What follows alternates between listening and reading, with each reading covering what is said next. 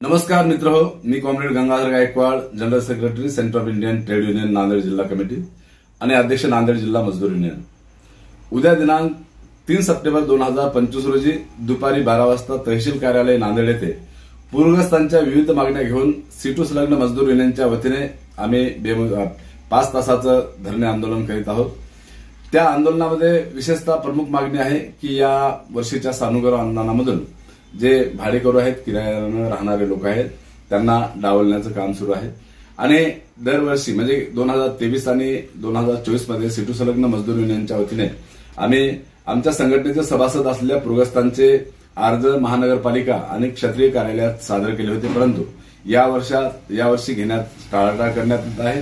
त्यामुळे तातडीनं तक्रार निवारण कक्ष स्थापन करावेत अशी देखील आमची मागणी आहे।